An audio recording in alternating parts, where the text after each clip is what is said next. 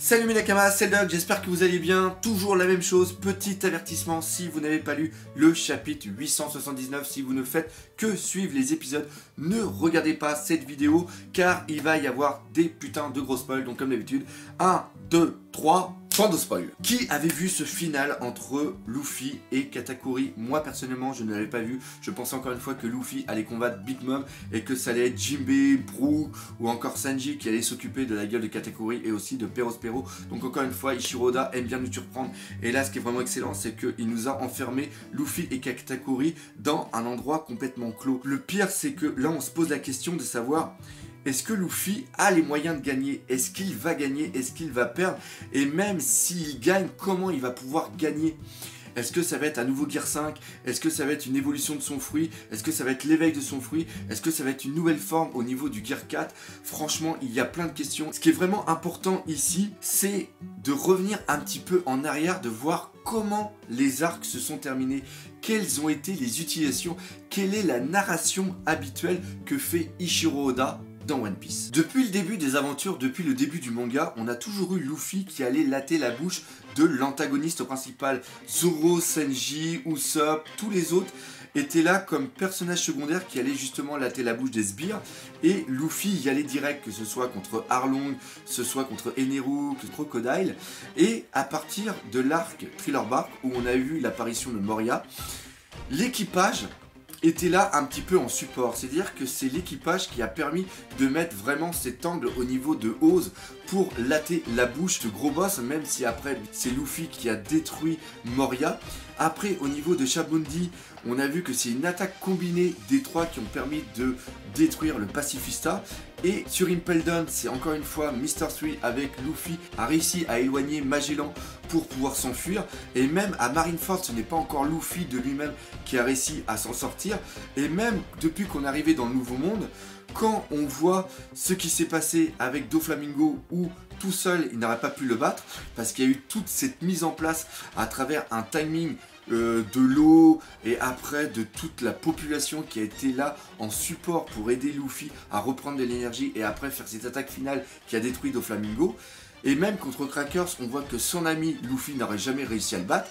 On voit que Luffy n'est plus capable maintenant à lui tout seul de battre le boss. Alors il y en a certains qui vont me dire oui mais t'as complètement oublié deux personnes, tu as tout simplement oublié Odi et aussi César. Sauf que Odi pour moi c'était le paillasson du Nouveau Monde, donc il n'a servi absolument à rien, c'était une sorte d'amuse-gueule pour nous présenter un petit peu le fait qu'on fasse cette translation entre Grand Line et maintenant le Nouveau Monde. Et pour César, eh bien je dirais tout simplement que c'est un clown. Sauf que là d'un point de vue de la narration, Ichiro Oda a placé Luffy dans un domaine où personne ne peut rentrer. Il ne peut y avoir aucune aide extérieure. Et après, il ne le met pas en face de n'importe qui. Il le met en face de Katakuri. Katakuri qui est le personnage le plus puissant qu'on ait vu actuellement. Je parle bien en tant qu'antagoniste, c'est-à-dire que quand tu prends un personnage comme Rayleigh par exemple, c'est bien pour moi un personnage qui est au-dessus de Katakuri d'un point de vue puissance.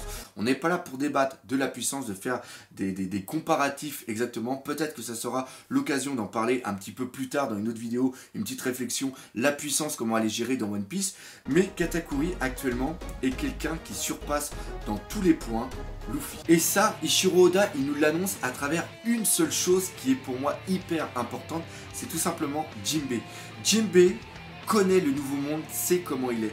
Et là, il nous dit bien que Katakuri a une prime d'1 milliard, ce qui est 2 fois la prime de Luffy.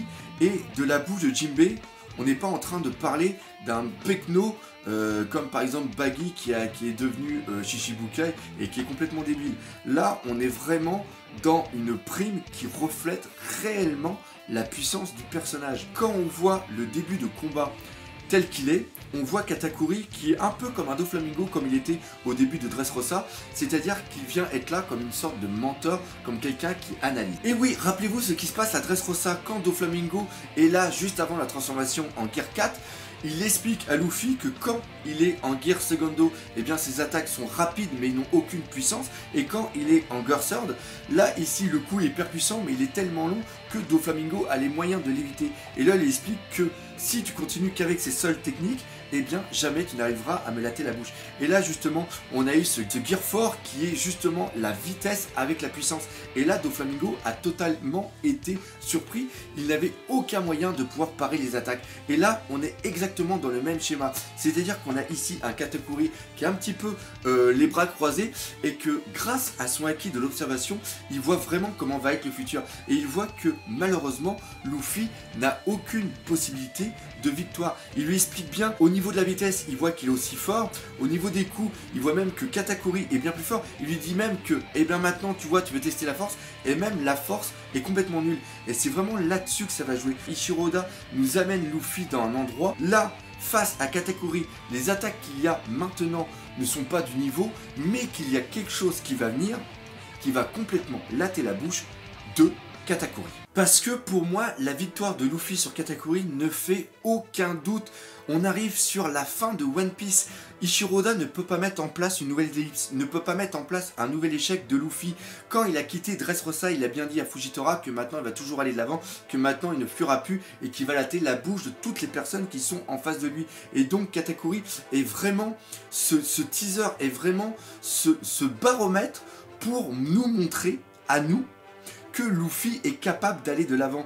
Et le fait de le mettre vraiment dans cet endroit, c'est un petit peu ce que Ichiro Oda est en train de nous présenter. Il est en train de nous dire, voyez, il n'y a personne autour qui va être là pour regarder la défaite de Katakuri. Il n'y a personne qui va le voir, sauf Katakuri, moi qui est en train de dessiner et vous les lecteurs. C'est-à-dire que là ici il est en train de nous mettre dans la confidence. Et là il y a quelque chose qui va arriver. Qu'est-ce qui va arriver? Est-ce que ça va être un nouveau Gear 5? Est-ce que ça va être une évolution du Gear 4? Est-ce que ça va être l'éveil du fruit? Moi je suis plus penchant vers l'éveil du fruit. Pourquoi? Parce que ça a été teasé au niveau de Dressrosa. Et comme à chaque fois quand un truc nous est présenté, Ichiro Oda a l'habitude de le mettre en place juste après. On apprend que Katakuri est un paramécia différent, est un paramécia qui est spécial. Donc ça va peut-être, vu qu'on est dans le monde du miroir, qu'on est dans le monde de la copie, peut-être que Luffy va avoir l'idée de copier des attaques, de copier des choses sur Katakuri, ce qui serait un renversement de situation absolument fou. Et ce qui est encore plus génial, c'est qu'il avait annoncé à Doflamingo que sur l'île où il s'est entraîné, qu'il y avait des monstres qui étaient absolument fous.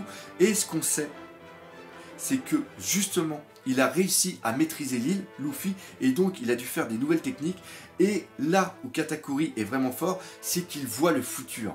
C'est-à-dire que, comme on a pu le voir au niveau de l'arc Enies Lobby, c'est-à-dire que quand Luffy combat contre Blueno, on voit une attaque qui est présentée, qui est une nouvelle attaque, qui était le Gear Segundo, et quand Blueno est encore debout, et que là Luffy dit ok, je dois aller au-dessus, je dois mettre un nouveau coup, on voit qu'il tombe dans les pommes et qu'on ne voit pas le coup. Ici, dans ce monde miroir, Luffy va enclencher une technique qu'on ne verra pas, et on la devinera à travers Katakuri, parce que Katakuri, à travers son acquis de l'observation, voit le futur, et quand Luffy va être énervé, on va sentir un début de transformation et lui, Katakuri, va voir cette transformation dans le futur, va peut-être voir un one-shot qui va se prendre dans la tête et on va peut-être voir Katakuri terrorisé par le futur qui va se prendre dans la tête.